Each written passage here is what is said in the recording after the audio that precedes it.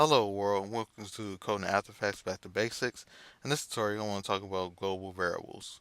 And what a global variable is, at least to me for After Effects, is a variable or a value that you can use across multiple layers and properties. And there's a reason why I say values, but I'll get more into that later. But this tutorial is not going to be anything sexy. This is not something you're going to be able to show to your friends that's going to wow them or make them buy you a beer. But this is more about quality control or quality of life when it comes to creating expressions in After Effects. So let me show you an example of a local variable, and then you'll probably have a better idea of what a global variable does and why is it useful. So if I go inside of here and I go inside of my source text, I'll click on it to bring up the expression editor and type in let num equals 5. This is going to be my variable, and I'm going to call it out by typing in num in the last line. And if I click out of here, the word print that was there before is now 5. So I'm going to click on this layer, push EE to shorten it up to only show the expression. And now I'm going to go down to my copy layer. I'm going to go down to source text. I'll click on that. And I'm going to type in num.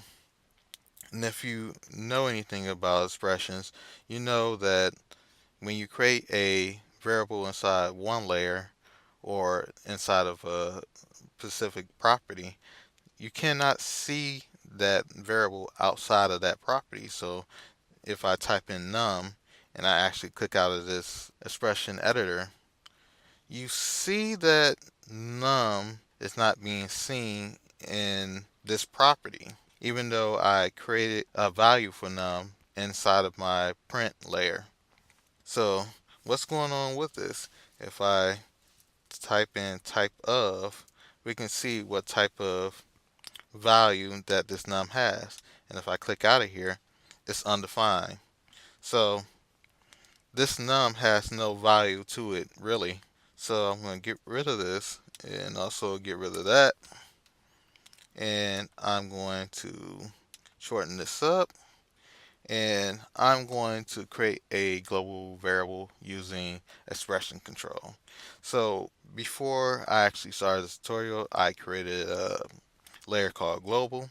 If you look at other people's tutorials besides the one that I create, they would sometimes have a global layer for different type of expression controls or for you to parent to this layer to control different layers and different expressions and throughout your composition.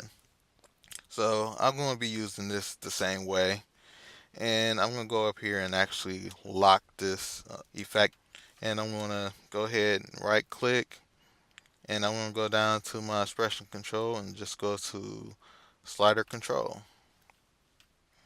Now if I go inside of my print, go inside of here, I'll click in this, and I'm going to grab my pick whip since text dot source text is already selected when I click inside of my expression editor, and I'm going to drag this to my slider. So if I click out of here, we are getting the value from slider, and that's because of the pick whip. Now I'm going to minimize this again, and now I'm going to do the same thing by going back in here, pressing Control C, going inside of my source text. I'll click on that, and I'm going to paste that same code into my source text property. So both of these layers are now 0. And if I go inside of my slider control over here and change the value, you can see the value also change with my slider control.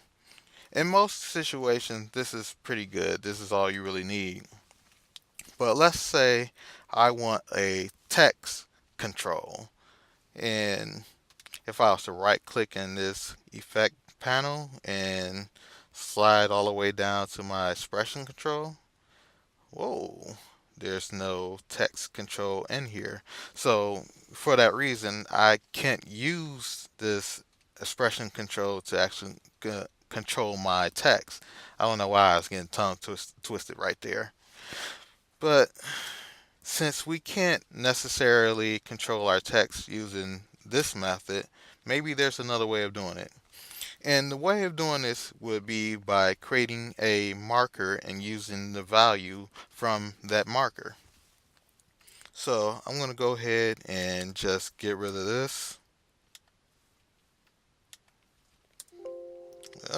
Wait, why did you come up? Okay, now I'm going to go back to global and I'm going to go ahead and create a marker. I'm going to double click in here. Anything we write in this comment section is going to be our global variables that we can use in any layer. Now, before I use let as a variable to create that num variable. But in this situation, I'm going to use var. For some reason, and I'll get into it a little bit later, but var is the only thing that's going to work in this situation. So I'm going to call this variable text, but I'm going to leave the e out. And I'm going to make it a string, and I'm just going to have it say my favorite word, which is hello. So this is going to be good. Now I can go inside my print, I'll click on source text again, and I'm going to write in eval.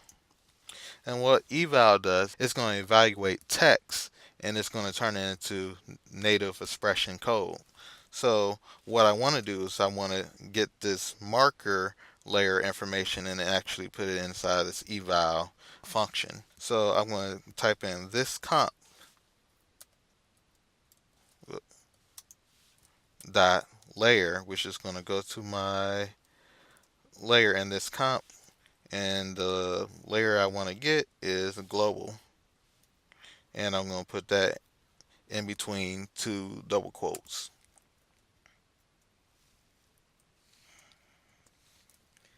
And I'm going to type in dot marker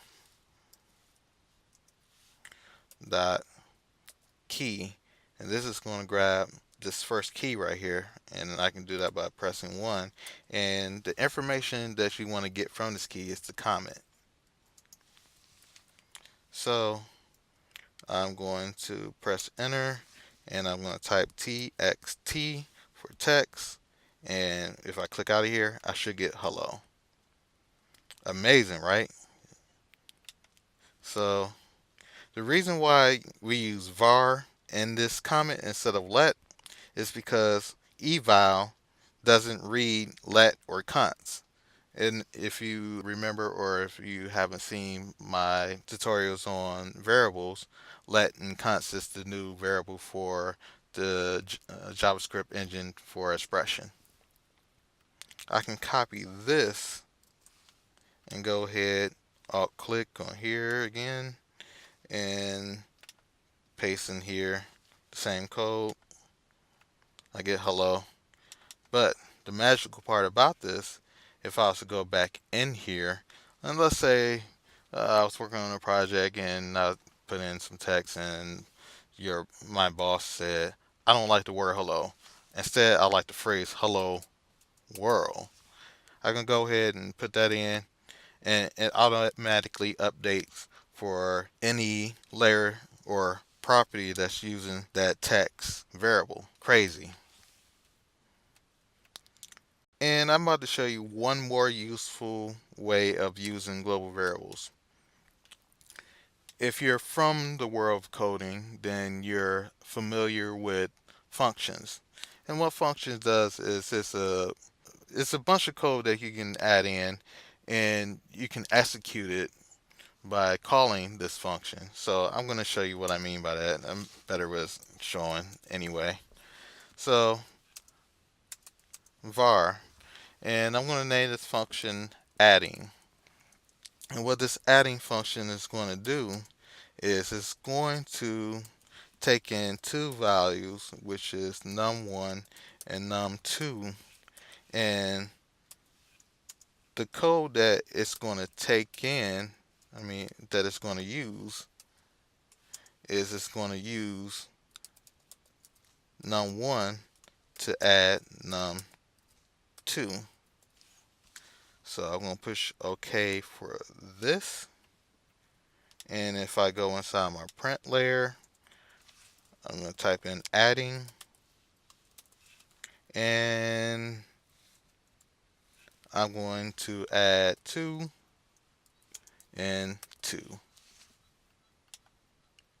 Now, if I go inside of my copy layer,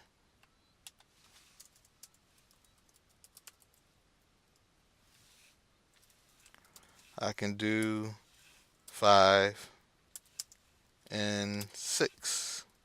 That should give me 11. Oops. Maybe I can put another parenthesis there. Now, if I go back, there we go, 11. So you can see why this can be a little bit powerful.